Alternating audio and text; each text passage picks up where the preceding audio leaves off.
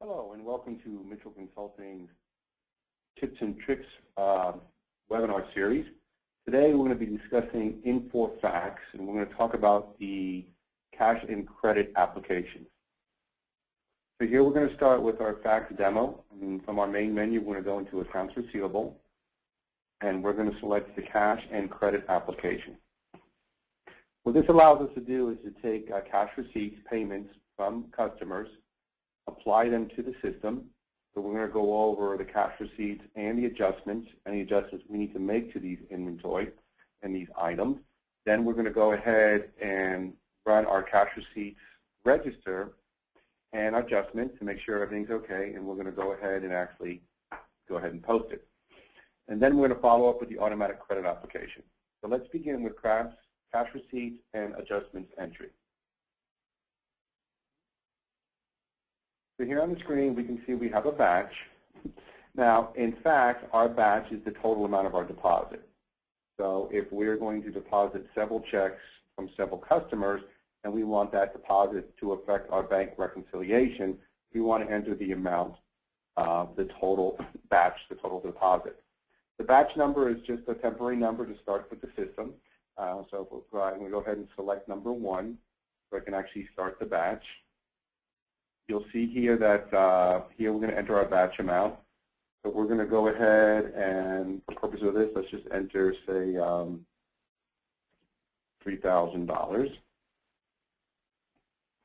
And here we have the ability of now adding our customers. So we're going to go and we're going to add a customer.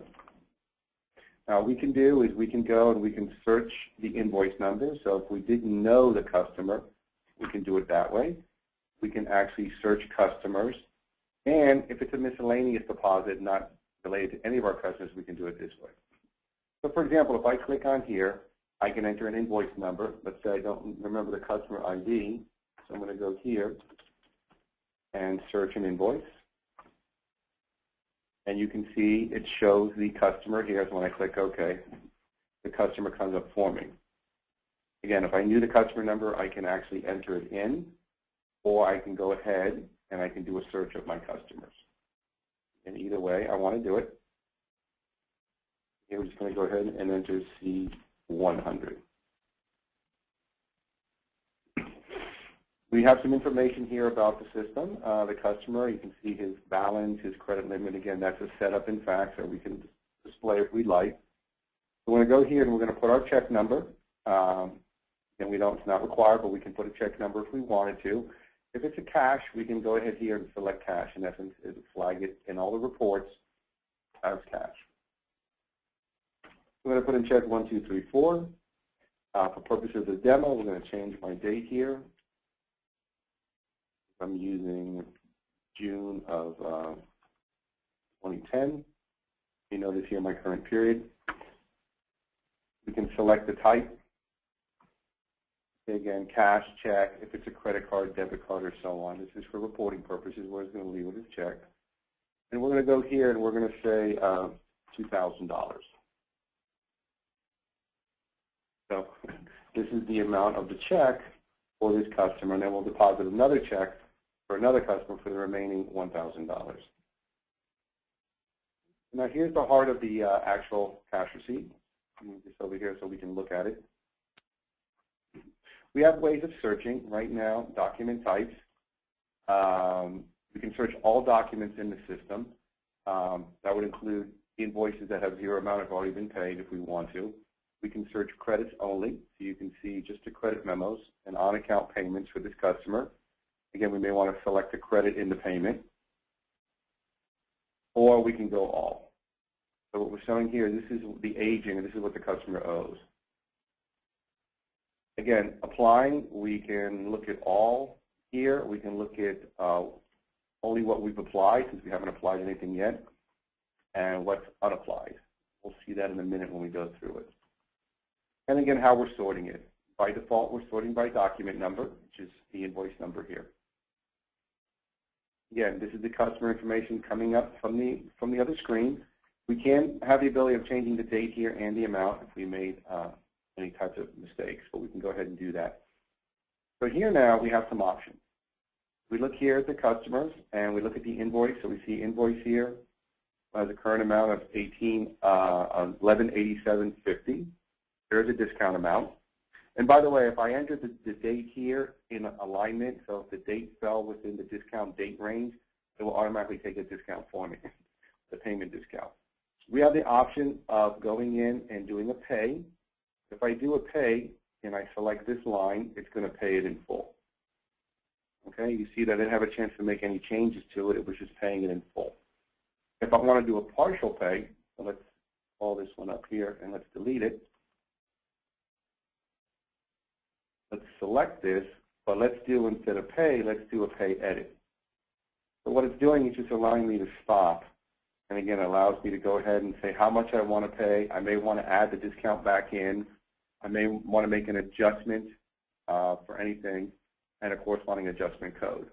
So here I'm going to go and I'm going to, of this one here, I'm going to pay, let's say, $500. So I'm doing a partial pay. You can see here that the current amount, and you can see we're paying the $500. Up here we're keeping track. So we have our distribution. So we have our original amount of this check. We have what we've applied so far, and we have our balance of 15. There's an on-account total. This would be if you want to put a payment on account, which I'll show you in a minute. If you have a payment of an invoice that doesn't exist or an overpayment or something, you can do it that way. So let's go here and let's select these other ones. We can also, down here, if we want, we can do a couple things. We can go and if we have the invoices that we know we're paying, we can go ahead and do a selection. So what we can do here is we can say select list, and we can put in invoices. A lot of times when we get checks, you know, they're paying off a statement, so the statement information is here. So we can go ahead and just key like this. We're going to click OK. And again, you can see I'm looking at now these two invoices. Again, I can do the same thing now. Since I have them, I can select to do a pay or pay edit. So we're just going to pay and pay.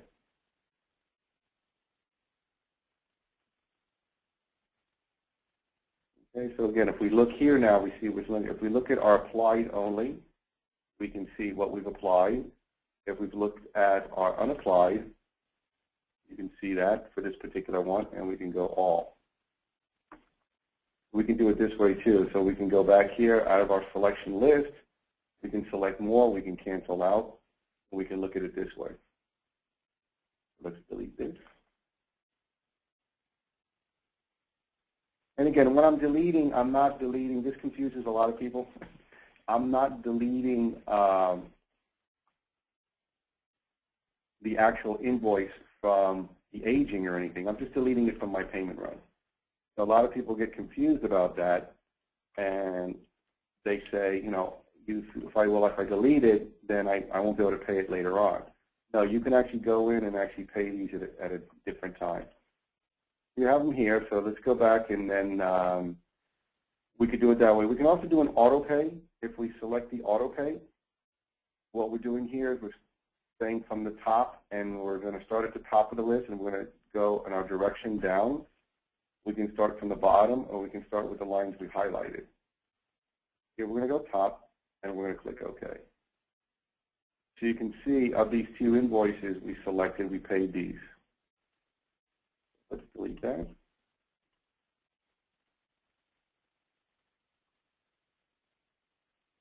Go back to, here we're looking at the list, so let's take it and let's go back to all. Go back. So again, we have this 500 we originally did. Again, what I'm doing here is if I do a list, I can select from that list as well. Let's go back to all. Let's do the same thing. So let's delete this one. Okay, and let's do an auto pay. So we're going to take the $2,000 and we're just going to apply it in an auto pay. We're going to start from the top so you can see what's going to happen. It's going to start here and it's going to go down. It actually will take an effect like that. You can see what we paid here. So again, now we know we're okay. We have our check amount for $2,000. We're fully distributed, so now we can actually click done. So now we're back in our screen. So we do that. We're going to add another one. So we're going to put in C101. Again, we have the same information here. Now we can check. We can put our check number. Again, this one has some notes coming up, in fact, so we're just going to confirm the notes. And again, we're using our current period of June of 2010. So we're just going to change this. We're going to do a check, and this one you can see here the balance is 1,000, so we're going to put this at 1,000. Okay, we're going to save that. And again, we have our same screen again. So here we're looking at the screen again. We have now the $1,000. Nothing's been distributed yet, so we can do an auto apply. But let's pay. Select this one, and let's pay that one.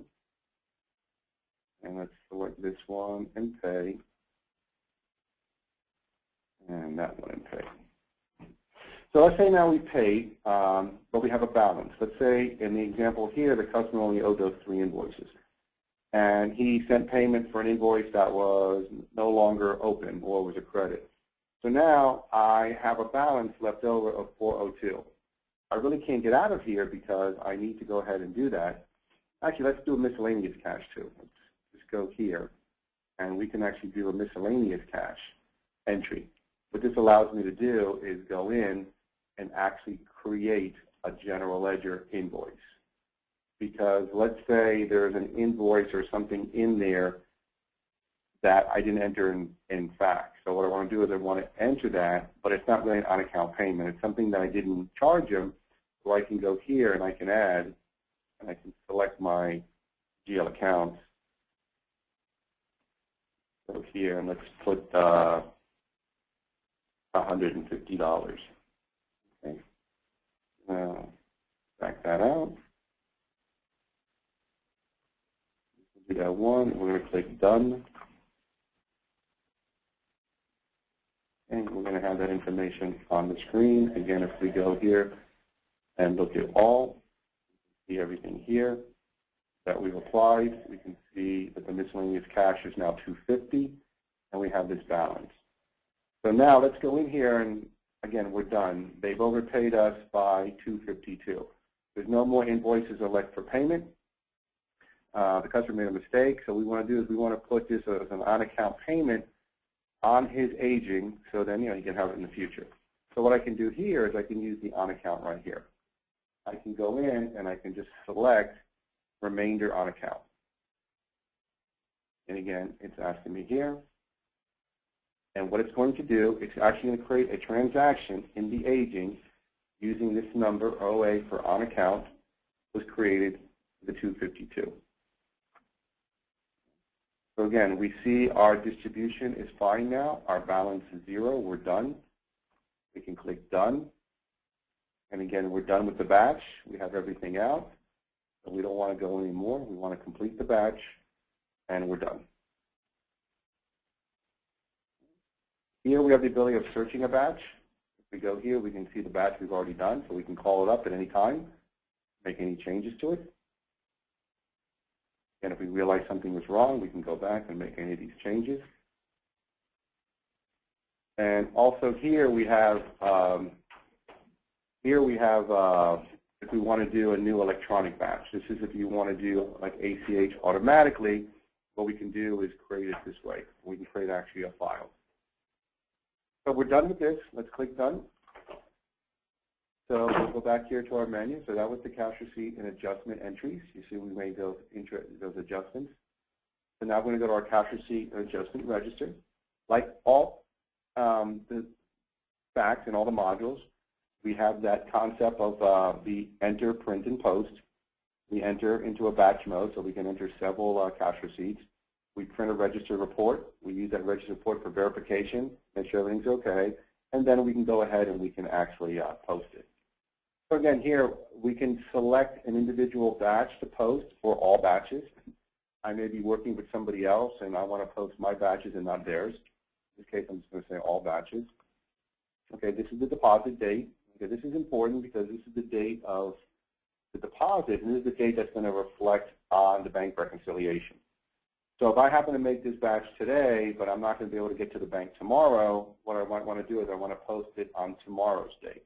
That way, again, it makes it easier when I get my bank statement and I'm using my bank reconciliation, the dates match. Okay, so we're going to go ahead and again, we're just going to use the 06-05-10 because you can see we're in the current period over here. Okay, we're going to go here, and if we want, we can actually create a deposit ticket here, set for the next ticket, and we're going to click OK. And we can see here, so we can look at it. So again, we can look at our postings. We can see that we have batch number 1. The first customer was C100. Check 1, 2, 3, 4. You can see that the invoices that were applied here, right? And you can see the amounts that are applied. There's the total there. You can see the balance left over on this one. Then we go to our next customer, C101. Again, the check number, and you can see what we've applied. So you can see here the actual 2 invoices, the 570 and the 3349. You can see the on-account transaction that was created over here, as well as the miscellaneous cash is going to post to the advertising account. So again, we have all the information here. We can see the beginning AR balance. This is the total balance. We can see the payments that we've entered, the discounts we've taken, what we've applied, and we can see what's going to be the ending balance of the AR. Here, the same thing. We're looking at our payments and our total deposits, so we have everything on the report. Again, we have the DL distribution. So we can see what's happening.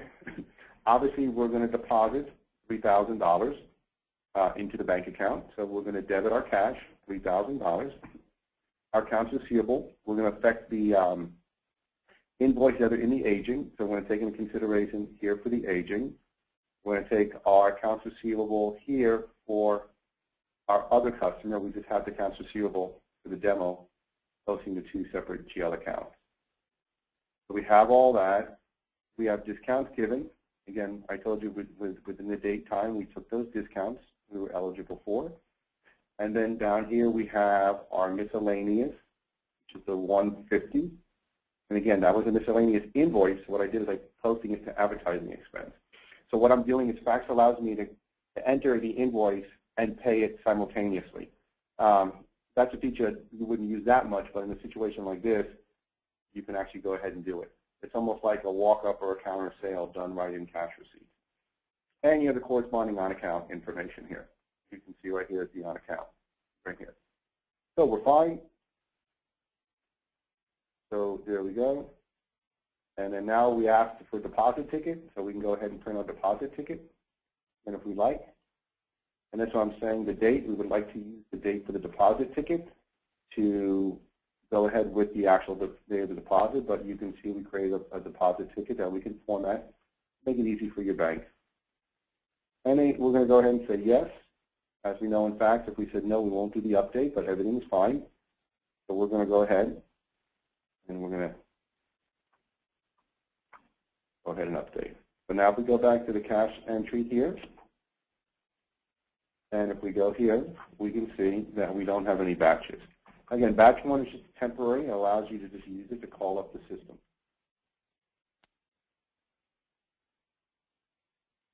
So what we've done, we've done our cash receipts adjustment, and we've done this. We could have actually, at the time we were doing the applying and the payment, if the customer had credits, we could take credits on the system. But we can also, FACTS has an automated credit application, and I tell people to be, be worried about this because this is kind of an automatic thing. It will give you a report, but this is going to just do a selection range.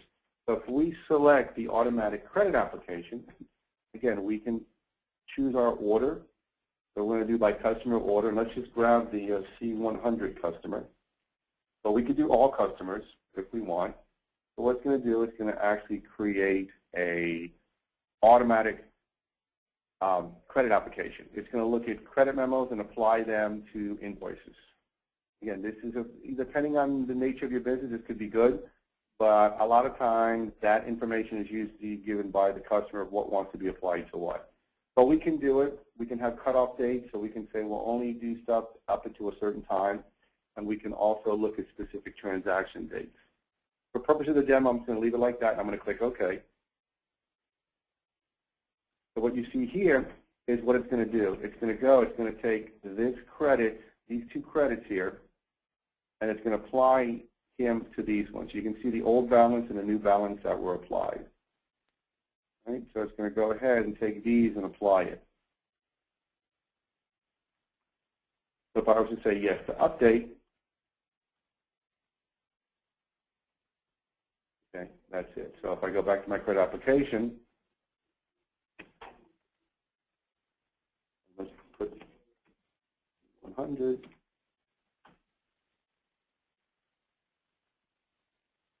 You'll see that there's nothing to print because I did the complete automatic credit application. So you can see here that I have nothing to actually print. So to recap what we've learned today, we went into the accounts receivable module, and we selected our cash and credit application, and we discussed our cash receipts and adjustment entries. And again, this is used for entering information. I can again select a batch, temporary batch. I would go ahead and enter my batch number, using my batch total here. I would go ahead then, once I do my batch total, I would start selecting my customers. I would select my individual customers, and then the individual customers will allow me to then bring up the aging. Let's just, you can see that.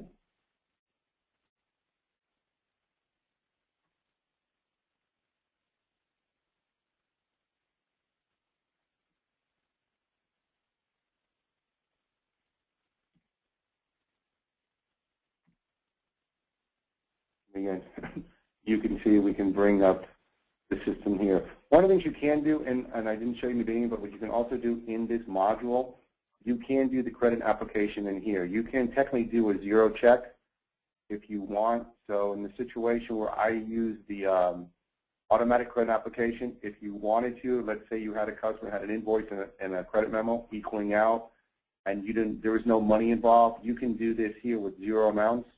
And you can then select the invoice to pay and the credit to pay. But here again, it shows me all the information about the customer. It shows the aging. Again, the pay button, what that does, it pays the invoice in full. It doesn't allow me to edit it. It's a nice process because as you can see, you can kind of rapidly go through and make payments on these.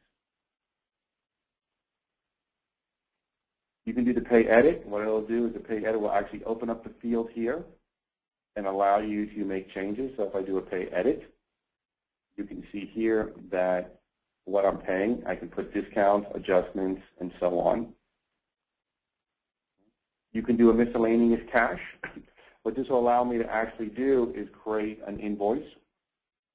So if there's a miscellaneous payment, like you saw in the other one, there was a charge for advertising. So what I did is I actually did miscellaneous cash, but I posted against a GL account for advertising because it was an actual invoice. You can actually do debit memos like an invoice as well to the system.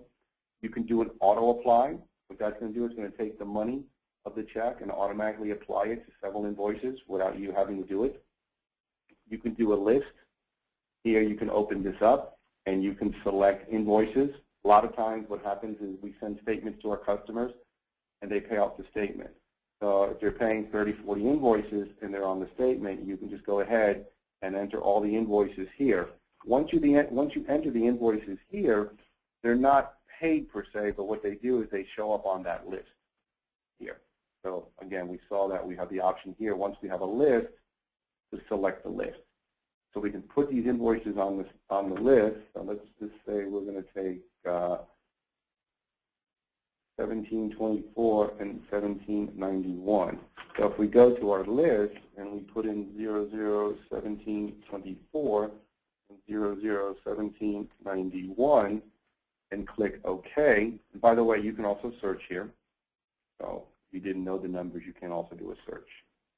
So I'm seeing these two but that's from my list, because I may want to enter all my list, and now I still have to pay it. And you can see now I have this list function.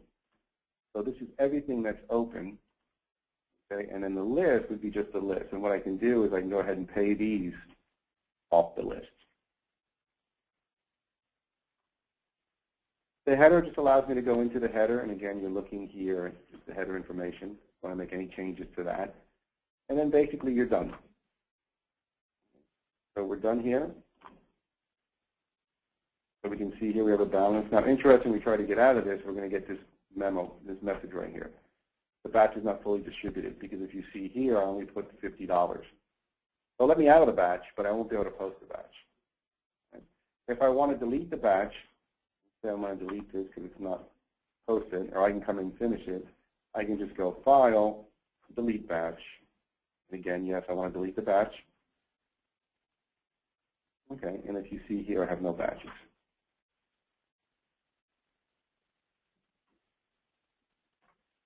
Again, that's what it does. It allows me to go in and select the invoice I want to pay.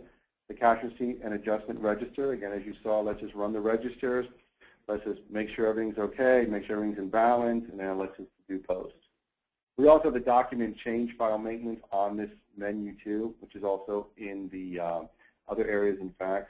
The document change file maintenance, what that allows me to do is it won't affect the balance because we're not making any changes to the balance. That's why we're getting this warning here. But what it allows me to do is just make changes to dates, because we may be paying, and let's again call up a document for this person here. Okay. If you notice, let's just the one here. Okay, you notice that I have access to change really dates, but no dollar amount. This is again, if I want to do this, it's also in another area. It's also in the invoice part of the AR. It's just because I put an invoice and I may have put the wrong entry date, or let's say the customer had 30-day terms, so it's due in 30 days, but because of problems, I want to give the customer additional time to pay, so I can change my due dates here. I can also do the same thing. I can change my discount dates. I'm going to give them a little more grace period and so on. So it allows me to make changes to date type information, but you can see I don't have any access to the cost. So that's why I'm not really affecting the aging or anything like that. And then, of course, we saw the automatic credit application. What this allows me to do is on a global scale or by customer. I mean, you can technically run this right now for everything. And what it'll do is it'll do an automatic, it'll search all the credits and apply the credits to the oldest invoices. Again, it's a nice feature, but be careful because it's not going to take into consideration what your customer may do. Some of our customers do use it, but then they actually do the credit application and notify their client or their customer what they've done. Okay.